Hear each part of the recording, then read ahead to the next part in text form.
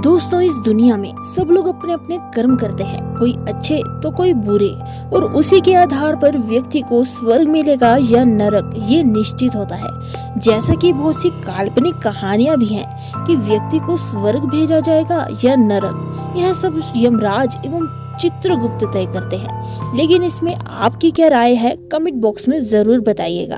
तो दोस्तों, वैसे तो नियति के अनुसार व्यक्ति द्वारा कर्म तो किया जाता है और जाने अनजाने में उससे कोई ना कोई पाप भी हो जाता है। फिर जब व्यक्ति की मृत्यु हो जाती है तो व्यक्ति की आत्मा आखिर जाती कहाँ है, स्वर्ग, नरक या सीधा यमराज के पास?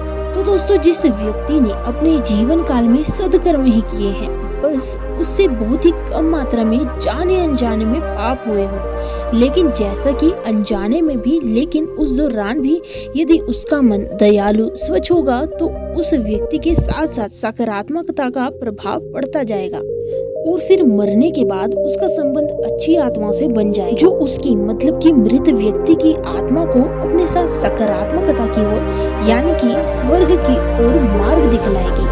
और वहीं दूसरी ओर जिस व्यक्ति ने अपने जीवन काल में बुरे कर्म ही किए हो, स्वार्थपन अपनाया हो, हर किसी के साथ अहित ही किया हो, तो जैसा कि उसके मन में नेगेटिविटी का प्रभाव तो होगा और फिर वैसे ही मरने के बाद भी उस व्यक्ति के साथ बुरी आत्माओं की संगत ही आती है, जो कि उसे अपने साथ नरक भगवाने ले जाती है।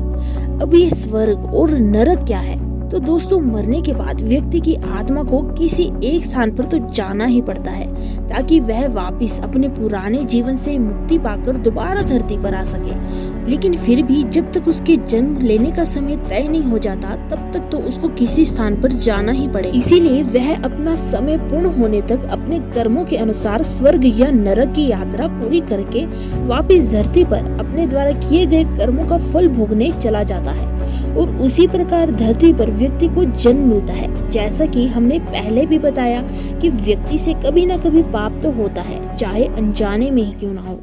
इसलिए कभी आपने भी देखा होगा या सुना होगा कि वह व्यक्ति अमीर तो है, सब सुख सुविधाएं भी हैं, लेकिन संतान नहीं है। और कभी सुना होगा कि वह व्यक्ति जिसके पास संतान है, अच्छा स्वास्थ्य है, पर पैसा नहीं है। तो ये व्यक्ति उन श्रेणी में आते हैं जिन्होंने अपने पूर्व जन्म में अच्छे और जाने अनजाने में बुरे कर्म भी किए हों। और अब जो मुर्गे या फिर बकरे का जन्म होता है, जिन्हें मनुष्य द्वारा ही काट कर भी खाया जाता है, उनके पूर्व जन्म में केवल बुरे कर्म ही रहे होंगे। तो इसीलिए दोस्तों, जो भी जैसा भी जीवन आप जीते हैं तो उससे परेशान मत होइए। बस ये मान लीजिए कि जो भी है वह आपके ही द्वारा किए गए कर्मों का फल है, जो आपको भोगना ही पड़ेगा। इसीलिए इस जन्म में केवल सद्कर्म और दूसरों का भला करते चलिए और ईश्वर की भक्ति करते रहिए। कमेंट बॉक्स में जरूर लिखिएगा हरि ओम।